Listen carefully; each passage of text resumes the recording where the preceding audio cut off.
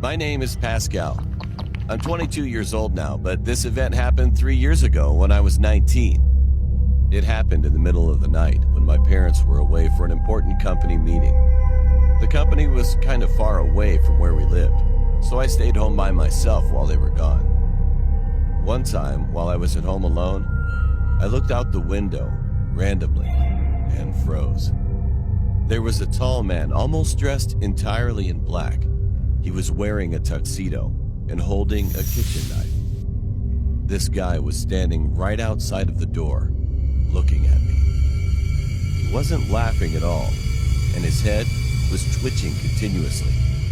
"Sir, please get off our property, otherwise I'll call the police."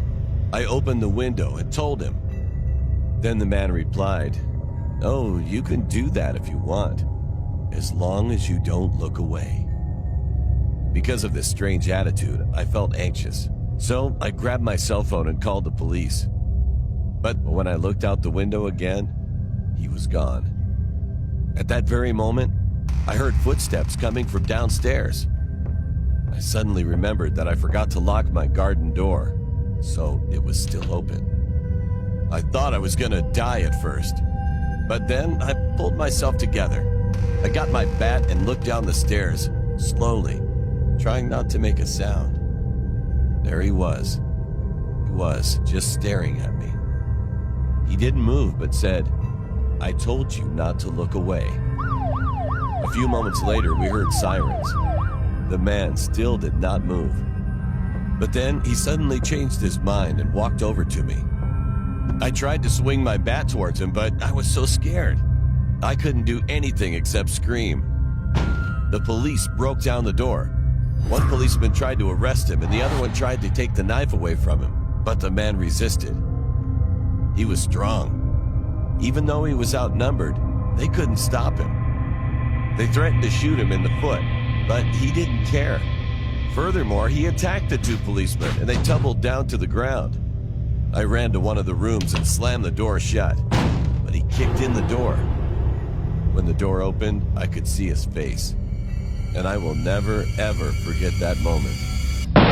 However, at that very moment, the police caught up to him and shot his foot. The guy started screaming in pain.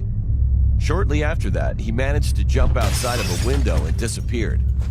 The policemen chased after him, but unfortunately, they failed to arrest him. I never saw that guy again. I'm glad that I survived that incident, but I also feel nervous that he'll come to my house again. From that day on, I always made sure I locked all the doors and windows.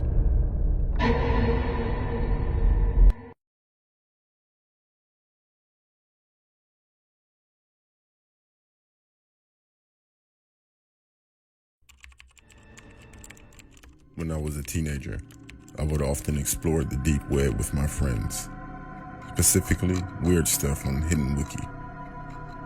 There were definitely a lot of links to choose from. I never clicked on the violent links because I'm not into that.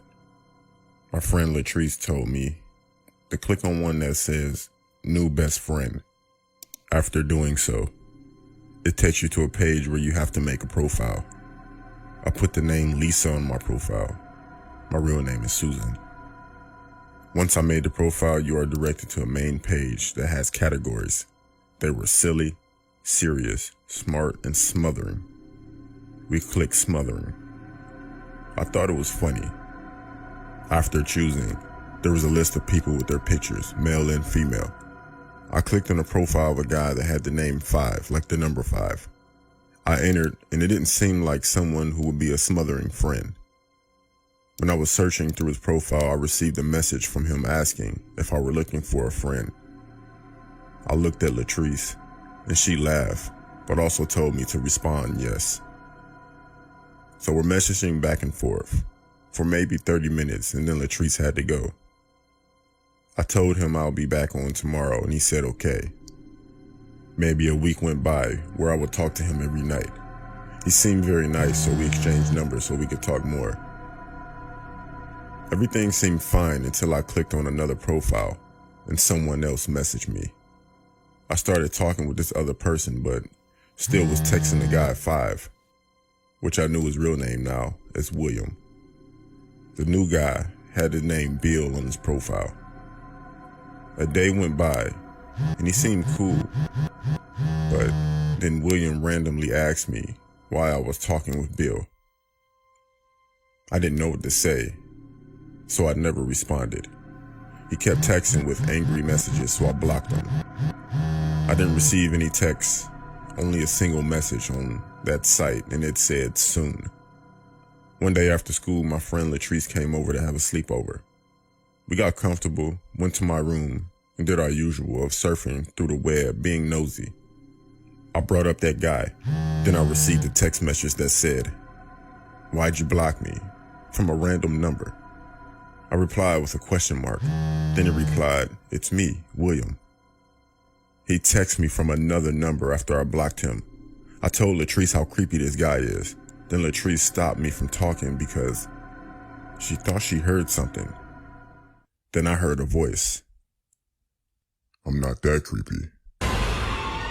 We both responded by screaming and looking around. I saw someone coming from under my bed, so we ran screaming out of my room, and my mother called the cops.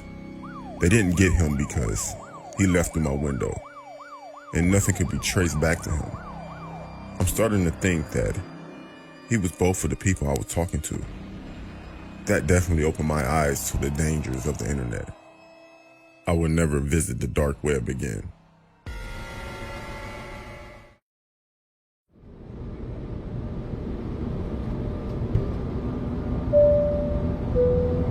A few years ago, me and my family went on our yearly holiday to Madeira, which is the birthplace of my parents. It was pretty normal for us to go annually, as our grandparents were living there.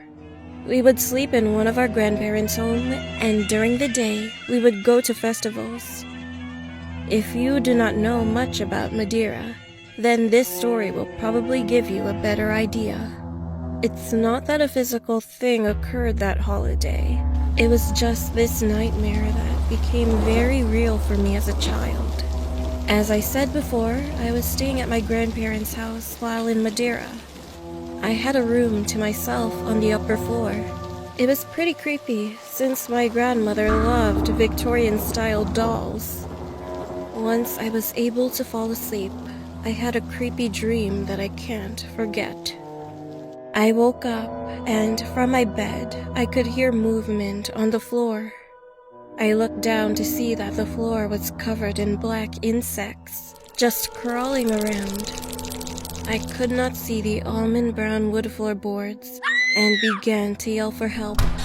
Someone opened my door, and I saw my little brother come in, but behind him was a woman in a hideous purple dress.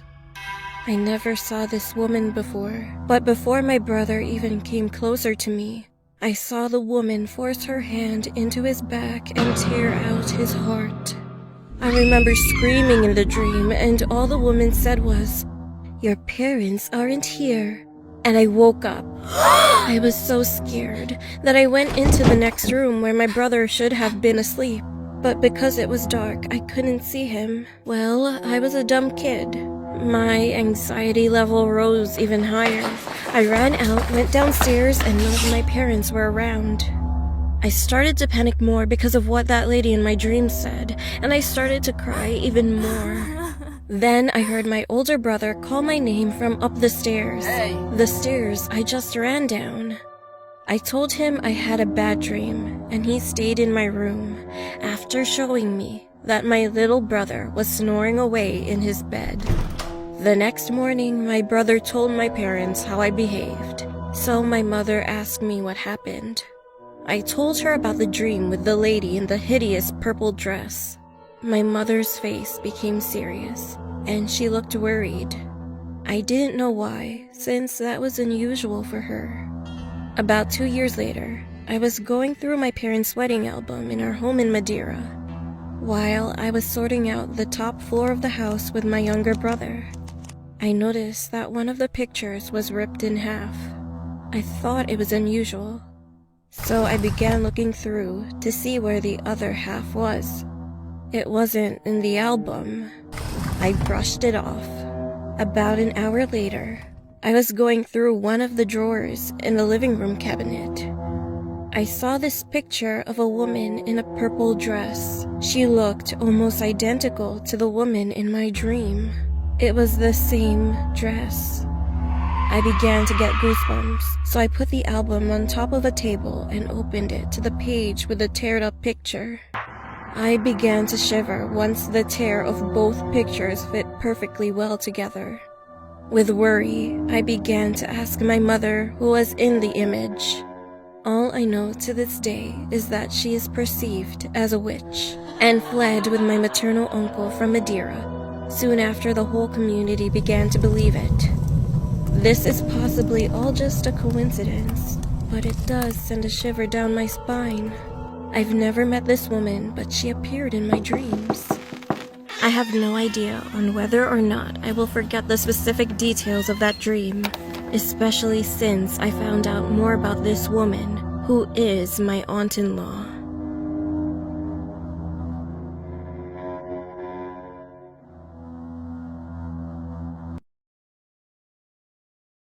This happened about 5 years ago. I was 11 years old and it was pretty early in the morning. I was in the backyard playing basketball with my younger brother before I headed to school. We had a basketball hoop in our backyard. Our backyard was located next to an alley, and our gate was pretty short, so anyone who walked through that alley could see right into our backyard. After playing for a bit, we noticed that two strange men in the alley were checking out our neighbor's backyard. I didn't feel safe around them, so I led my brother back into the house. We were going to ignore them, but after eyeing them a little longer, my suspicion about them turned out to be right. Watching them from the window, I saw one of them hop right over our tiny gate and was now in our backyard. Then we rushed to go tell our mom. My mom went straight outside to see two strangers standing in our backyard. She yelled at them angrily and told them to go away. She called 911, but they ignored her and didn't leave. One of the men just stared at us. All of a sudden, he went into the shed we had in the backyard and pulled out a lawnmower that was inside. At first, we were all confused and we thought they might be trying to steal it. Then my sister started to record the incident, thinking it might scare them, make them run away. But it didn't work. My mom called 911, and the men weren't saying anything to us. But one of them seemed to have changed his mind and was trying to convince the other man that they should just leave. Then the man who pulled the lawnmower out of the shed turned the lawnmower on. We were totally confused at that moment. A random stranger just comes into our backyard and completely ignores everything we say to him. Why would he go into our shed, pull out a lawnmower, and turn it on? I mean, it doesn't make any sense. However, his next move made even less sense and was even more insane. He flipped the lawnmower upside down and just stood there looking at it. A few seconds later, our confusion soon turned to horror after watching what happened next. He dived headfirst into the spinning blade of the lawnmower, which cut his neck wide open and ended his life. All this happened in the blink of an eye. My mom screamed at the top of her lungs, which frightened the 911 operator. I couldn't believe what I just saw. I was only 11 years old at the time, but it must have been even harder for my younger siblings to watch that happen. A few minutes later, the ambulance and the cops arrived at the backyard. The police came by to ask a few questions, but the video my sister took had the whole incident on video, so the cops knew the story was legit. I couldn't help but feel bad for the other man that was with him. When the incident happened, he screamed too, started crying and begged us to call for help, but it was already too late. I didn't go to school that day because I was in shock. After that, I couldn't sleep at all. I had nightmares for a while. I wished we'd never saw that and wondered what happened to that man to make him want to end his life. I also couldn't stop thinking about our lawnmower. It was old and worn out.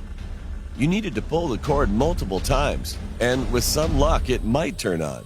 But he pulled that thing once and it started right up. Everything was odd that day.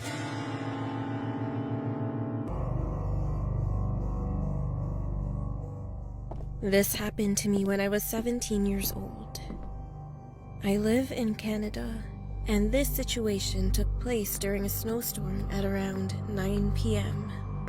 It was extremely dark outside, and I was waiting inside a bus stop shelter after my part-time job to get home. Although I live in a crowded city in Toronto, it was very quiet that night, and there were barely any cars on the road due to hazardous weather conditions.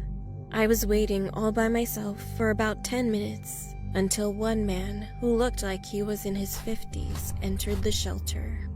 He had a disgusting smirk on his face, which made him a bit creepy looking, and that pretty large guy started making small talk with me.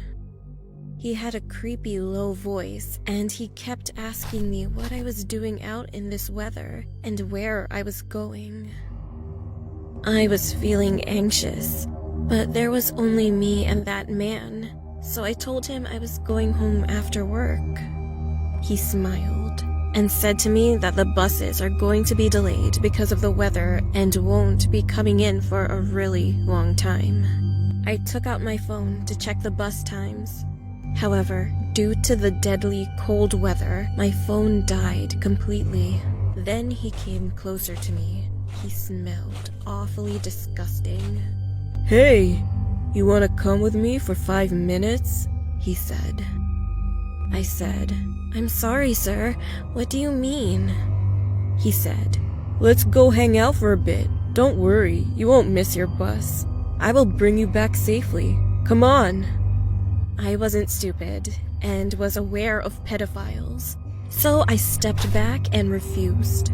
But he kept insisting that I should go with him. I was so afraid that he would do something bad to me. However, luckily, one lady came into the shelter, and the man immediately closed his mouth. After waiting for some time, the bus finally arrived. It was me, the lady, that creepy man, and 2 other people on the bus. He sat all the way at the back of the bus where he could watch me clearly, and I noticed that he kept staring and staring. I was so nervous, and when it was my stop, I got off along with the lady. And as I kept walking, I saw that the man got off with us and was right behind me. I freaked out and thought there was no choice at all, so I grabbed the lady's arm and asked her if she could walk me home because a man was following me. She also noticed that the guy was acting strangely, so she whispered that she would take me home. I walked with the lady, and when I looked back, he stared at me for a while and disappeared. When I arrived home, my parents and I thanked that lady repeatedly, and after that, I never saw him again in my life.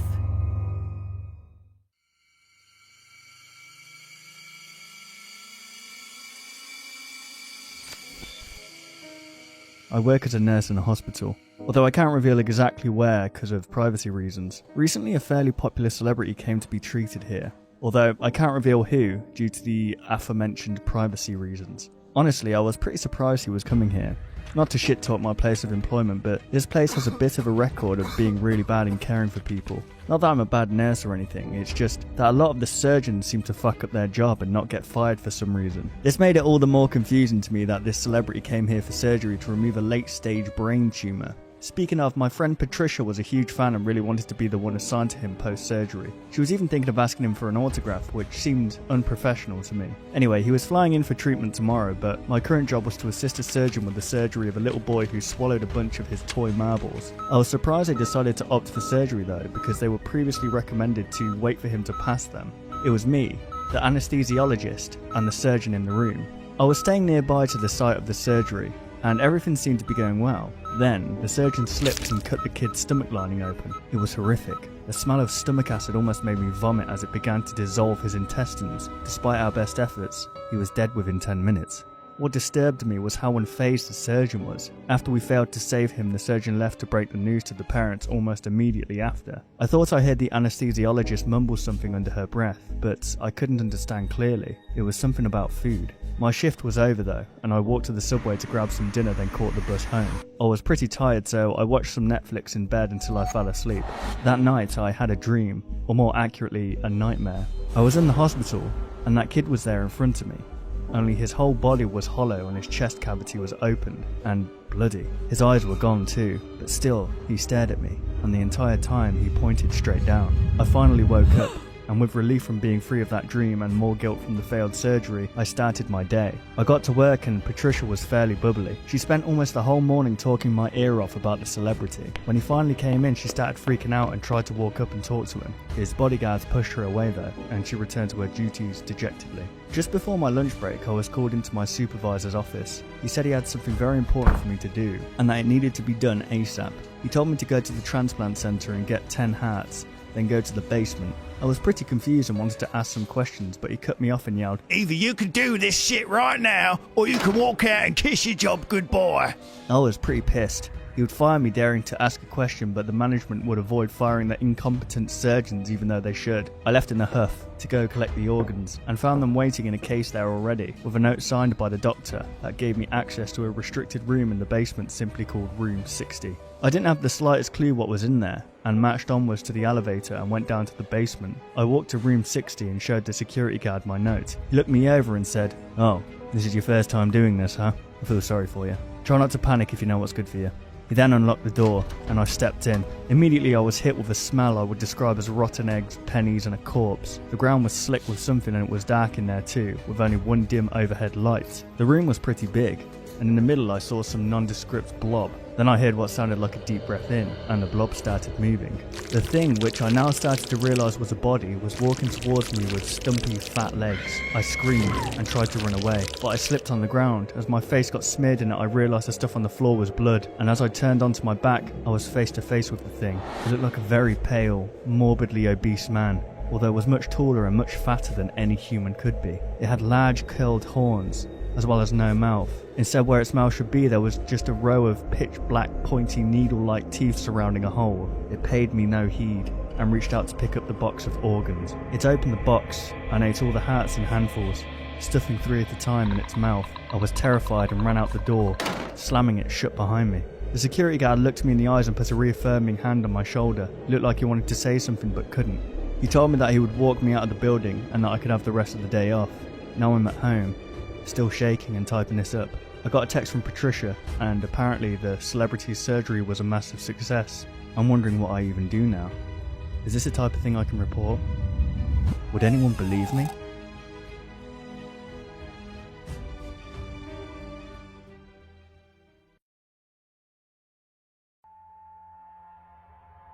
This happened when I was about 11. My 2 friends and I, all of us male, were swimming in my friend's backyard one night around 10 p.m. My friend's house borders the junior high school property and is separated by a chain-link fence. As we were swimming, I look over and I see a tall man dressed in black and a baseball cap just standing there like a zombie just watching us. For some reason, I didn't get scared. I just thought it was weird. I mention him to my friends, who both look over and immediately start screaming their heads off and start swimming away to get out of the pool. Their reaction woke me up to the situation, and I started swimming out of the pool too. We are one by one trying to use the ladder, and I was in the rear, so as I'm waiting, I look over and the guy is scrambling up the fence as fast as he can. We made it to the house and managed to slam the door and lock it just as he reaches the door. This was the back door, which was like 80% clear glass, so he just stood there looking at us as we screamed our heads off. I even noticed he was holding a baseball bat. We run and hide behind the living room couch, and he keeps jiggling with the doorknob. But luckily, he never used the bat to break the glass, which would have been really easy. He walks away and my friend runs and turns the security alarm on and calls his dad, who was off running errands. My friend's dad said he was almost home and to stay inside. We turn the TV on and start to calm down, when all of a sudden, the alarm goes off. I almost shit my swimming suit for the second time, and our stupid 11-year-old minds decide just standing there screaming was the best option. My friend's dad happened to get home while this is happening. He gives the operator the secret password that everything is okay, grabs his gun and searches the property, but he didn't find anyone. We still swam at night after that, and we never met that crazy guy again. Also, I'm 25 now, and I don't know why we didn't just call the cops or why my friend's dad didn't call the cops.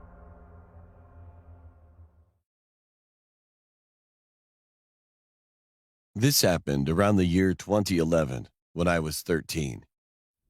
One day my friend was planning on throwing a party at his place, so my older cousin drove me there. It took about 4 hours to get there, and when I finally arrived, it was around 8 p.m. A few hours later, we were having fun, but out of nowhere, I had to use the bathroom really badly. About 5 minutes had passed, and while I was in the bathroom, I heard a crunching noise coming from the woods. At first, I thought it was someone who arrived late to the party, but all of a sudden, I heard loud banging on the glass. I started to think it might be my friend just looking for me, so I told him that I was inside the bathroom. However, it wasn't my friend. It was a guy who looked like he was in his late 50s. He said that his car broke down. He then asked me to help him, but I was already paranoid about strangers, so I simply told him that I couldn't help him. He nodded his head and walked away. When I was done using the bathroom, I went back to the room where my friend was. I told him what I saw and what the man said to me. My friend looked like he just saw a ghost. Then he finally said that for almost 2 months, this man was stalking his entire family, and also saw him from the bathroom window tons of times. They asked the police to check their area several times, but they couldn't help his family. When he said that, I thought he was overreacting, until I heard the same banging noise now coming from the door. It was more violent now. Everybody paused what they were doing and looked at the door in shock. One guest broke the silence and said it was probably only the pizza delivery man.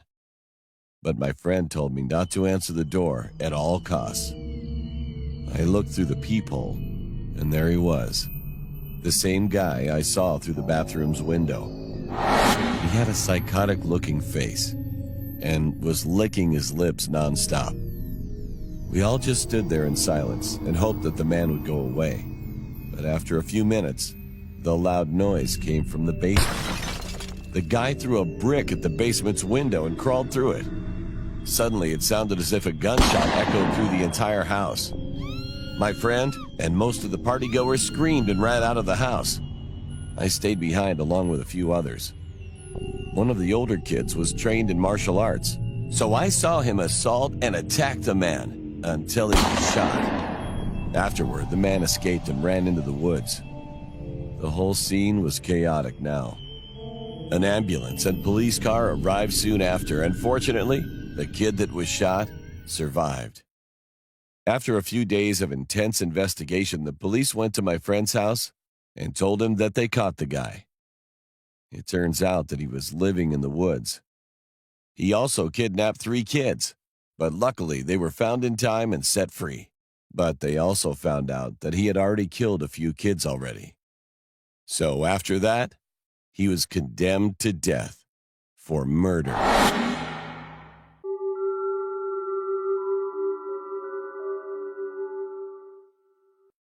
This happened a while back when I was 11. We used to live in a 2-story house with the second floor being a wooden floor. There's a slight crack on the floor, so if anyone steps on it, it creaks. And one night, I woke up at around 1 a.m. The moment I opened my eyes, I heard heavy footsteps behind me as my body was facing the wall. My bed was next to the wall, and my computer was by my head. My door was always open since I never close it when I go to bed. At first, I was confused about why there were heavy footsteps with chains dragging on the floor. The heavy steps sounded as if it stepped on the floor's crack. I heard the floor creak. The footsteps seemed to fade away to the end of the hallway to my uncle's room. It creeped me out and I couldn't move my body. I just stared at the wall in fear, then closed my eyes. Soon after, that noise came back to my room slowly. I heard the creak again, and all of a sudden, the chains whipped the floor door.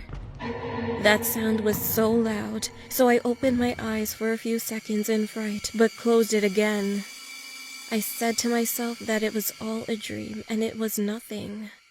It became silent until I heard a loud smash on the keyboard that's right by my head. I screamed, but kept closing my eyes forcefully. Suddenly, one of the deep voices started murmuring loudly just above my head.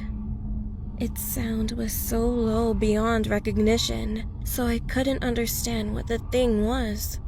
Then I started to pray to God. I was not honest and trustworthy back then, but praying was the only way to erase my fear. So I kept praying, and surprisingly, the voice faded away. The next day, I told my family about what happened, and they were surprised. I was given a rosary by a relative as protection, and she told me not to take it off. So ever since then, I've been wearing it. However, just a month after that, around 3 a.m., I was sleeping and suddenly, my rosary fell and shattered into pieces on the floor. I jumped out of my bed immediately when it happened. I was so confused, but I didn't want to check on what could have caused it. So I decided to go back to sleep and just collect the scattered pieces of the rosary when I woke up. The next morning, I told my family about it again, and they got really scared because it was really unusual. But they couldn't do anything about it, so they just tried to cheer me up. Nothing has really happened since then, but I always wonder what would have happened if I opened my eyes to look right above my head to see who or what that deep voice was.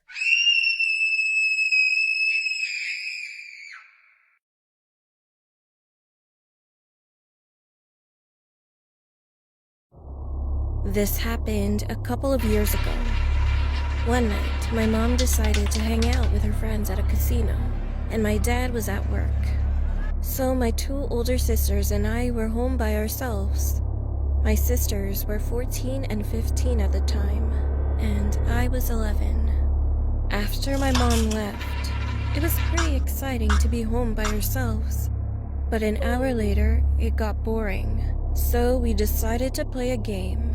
We ended up playing hide and seek.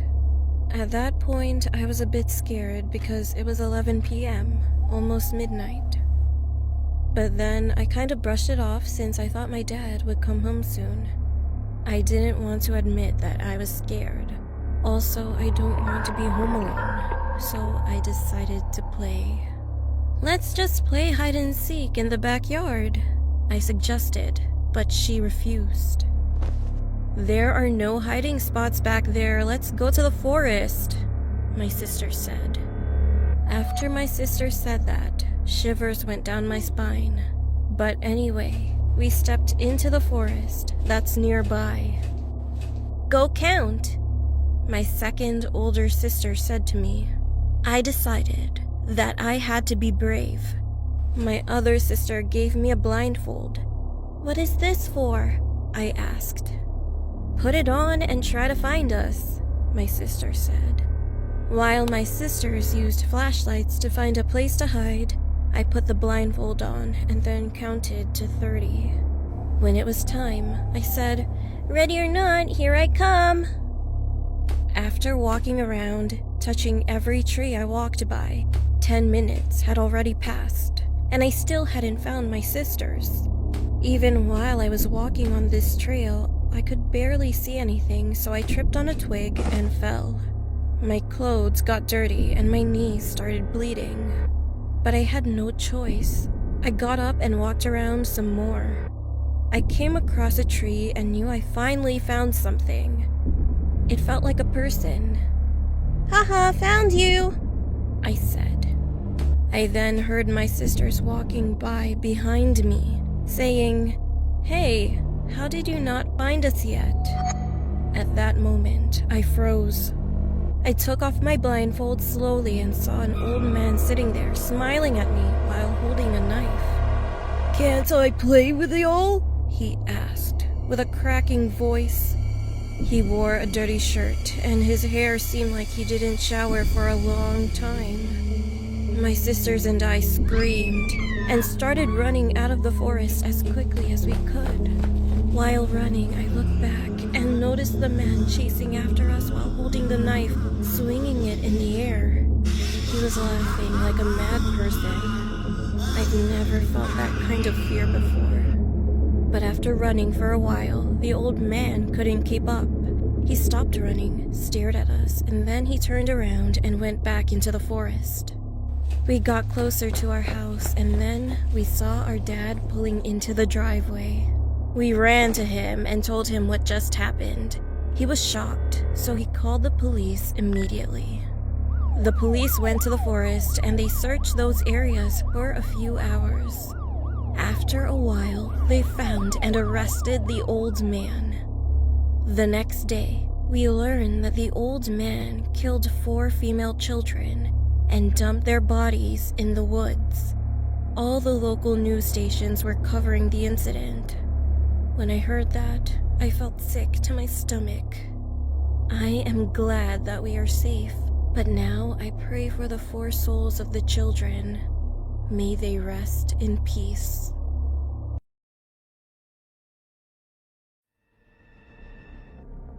I have a sister who got married when she was 18. She had a daughter named Susie. Her husband was unemployed. She had to work 2 jobs to support herself, her daughter, and her husband. Every day, she left the house at 8 a.m., and she only returned around 8 p.m. every night. Around this time, Susie had an imaginary friend. She told my sister it was a little girl named Jessica. Susie would talk about her all the time. My sister even overheard her talking to Jessica. It creeped her out, and after a while, she told Susie she was forbidden to talk about the girl. We weren't allowed to mention Jessica when we came over to visit. One day, Susie told her mom, "Jessica is mad at you because you don't believe she's real. She comes to play with me when Daddy closes the closet door after you leave, and he lets us out before you come home." My sister had no idea this was happening. Her husband was supposed to be watching Susie during the day. Instead, he would lock her in the closet with a box of cereal and leave her there all day. When my sister discovered what was going on, she kicked her husband out. The poor little girl spent so much time all alone, locked in a closet, that she had conjured up an imaginary playmate for herself. My sister divorced her husband and got custody of Susie. She decided to move out of the house they were renting. When the moving van came, the old man who owned the house came over to help them. He was talking to my sister and said, "I was always worried about your little girl on those basement stairs. My granddaughter fell down those basement stairs and broke her neck. She died in front of the closet down there." When she heard that, my sister got the chills. "What was her name?" she asked. "It wasn't Jessica, was it?"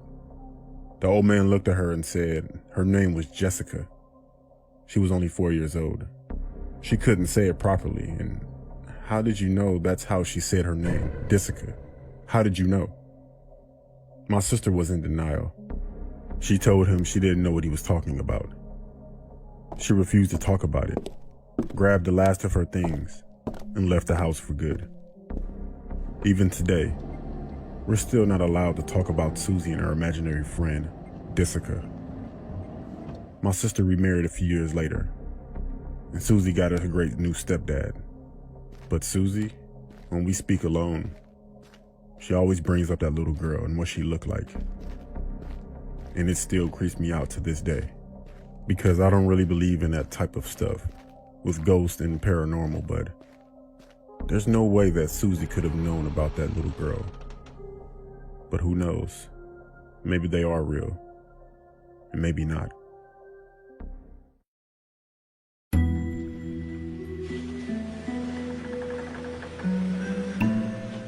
Every night, I hear my mother through the walls. But she never talks during the day, only at night. Like clockwork, she begins at midnight and abruptly stops at 6 a.m.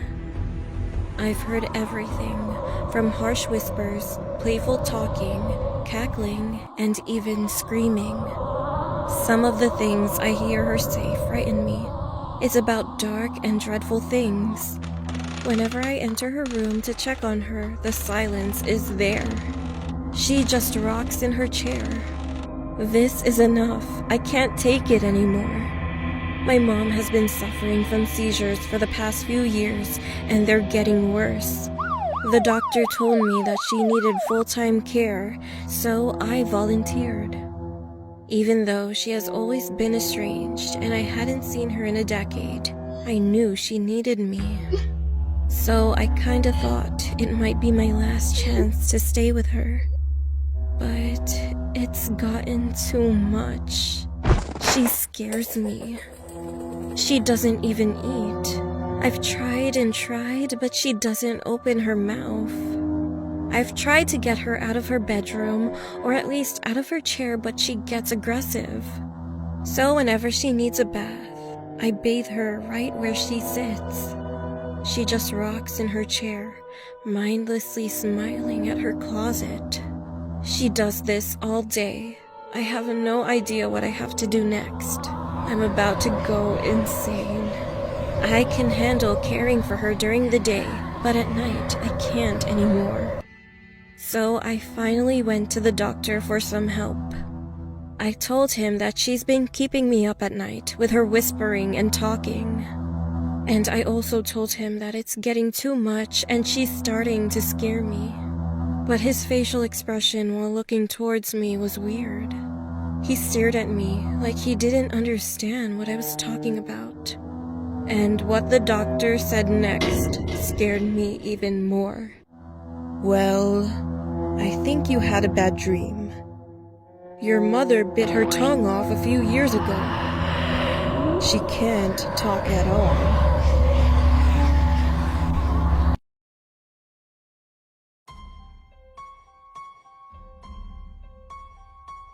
It happened when I was around 11 years old. One day, I was at my friend Kenzie's house. My other friend Emma joined us too. It was a lazy weekend, so we decided to kill some time by baking cookies and doing other things. We all gathered in Kenzie's room and did our geometry homework, which was the main reason we were all there. But soon after, we got bored doing it since we were young teenage girls. So we jumped on the bed, watched YouTube and Netflix, and told each other scary stories. The one I'll never forget is Kenzie's story. She told me a story that kept me paranoid for the rest of my stay at the house. She told us the owner of the house was found murdered in this house, and she sometimes feels like someone lives in her closet. A few hours later, Kenzie's parents said that they were going to a party and wouldn't be back until 6 in the morning. Kenzie didn't want to spend the night with her grandma and little sister, so she suggested that we should have a sleepover. It sounded like a great idea, so we just called each of our parents, and it took a lot of convincing to have the sleepover. When we got permission, we all changed into Kenzie's pajamas, got in bed, and watched something scary. It was almost 8 p.m. Kenzie's room was so messy, it almost looked like a pig's pen, so we decided that we would record a time-lapse of us cleaning. We were in the middle of cleaning the room when the doorbell suddenly rang. It was our pizza delivery. We all forgot to turn the camera off and left to eat. We just sat in the living room, ate, and talked for a while. After we finished eating the pizza, we went back to her room. I realized that we left the camera on. But as I reached to grab my phone, I felt something. I was anxious, even though her room was very silent. So I told my friends to come closer. We all stood there and watched the video. As soon as we left, the window opened slowly. There was a man who came inside, and then he ran into the bathroom. We all froze, knowing that someone was in the bathroom, which was connected to this room, but tried not to make any noise. Then Kenzie told us that we should all leave this room, so we did just that. We went to her grandma's room with her little sister. We immediately locked the door, called the police and Kenzie's parents. Thankfully, the police arrived in less than 5 minutes. When they arrived at the house, they went to Kenzie's room and found the man. Near the sink was a gun and a pocket knife, and they arrested him. It turns out that he was put in jail last week for raping young girls and then murdering them. But he escaped prison and tried to find another victim. I couldn't help but imagine what would have happened if I didn't look at the footage on my camera. To this day, I hate going to sleepovers. Now I'm 16, and I heard that the man escaped again after killing the security guards. I hope he's not looking for me or my friends.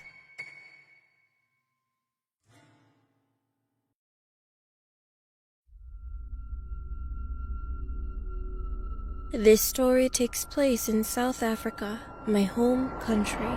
It happened last year during July, right after I turned 18. I had a 3-week holiday before I had to go back to school, and my sister decided to take me and a few friends to KwaZulu-Natal for a trip to a mountain range. It was me, my sister called Kate, and my 3 friends, Ashley, May, and Hannah. The last place we visited before we went to the cold mountain range was called Isandlwana, where the Shaka Zulu army fought Britain with many fatalities. We got to the place at around midnight since there was no security, so we decided to explore the grounds and look at the thousands of graves placed around the land.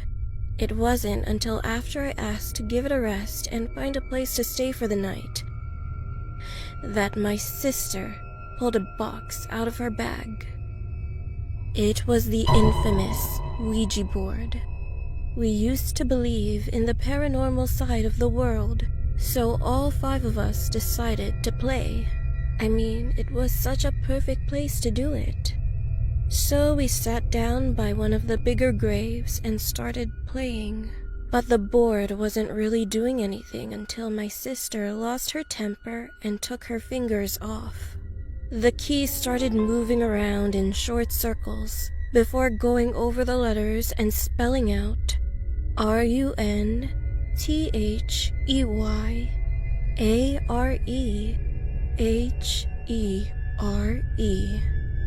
Run. They are here. At first, we were all kind of laughing. We weren't really scared because we'd had a crap ton of alcohol before playing the game and thought it was one of the girls doing it. However, all of a sudden, Ashley stood up, cried out in pain, and she claimed something was stabbing her. "Help! Help me!" she screamed, so we immediately stopped playing and went to help her. When she lifted up her shirt, we could see a long and deep scratch that went from where her heart is down to her stomach. We were all shocked, so we left the place in a hurry since the nearest clinic was over an hour away. When we arrived, our situation only got worse, considering we were a group of white girls who only knew how to speak English and a bit of Dutch, while everyone inside of the clinic was a Zulu native and didn't know any English. We couldn't get my friend any help, since neither we nor the nurses understood each other until we lifted up my friend's shirt to show them the wound. We felt so stuffy, and eventually one nurse sterilized her and bandaged her up. However, surprisingly, the next morning when we woke up inside of my sister's van, she was no longer wounded, and it was as if the event didn't even happen. Someone later told us that it might be a Zulu trademark to cut their enemies' hearts from their gut in respect of the body they had killed. preparing them for the afterlife. But who knows? Now, over a year later, none of us truly know what happened. I go to university, and they are still my only friends. The memory becomes more and more distant over time, and I sometimes believe that we all just hallucinated. But the one thing for sure is that I will never, ever touch the Ouija board again.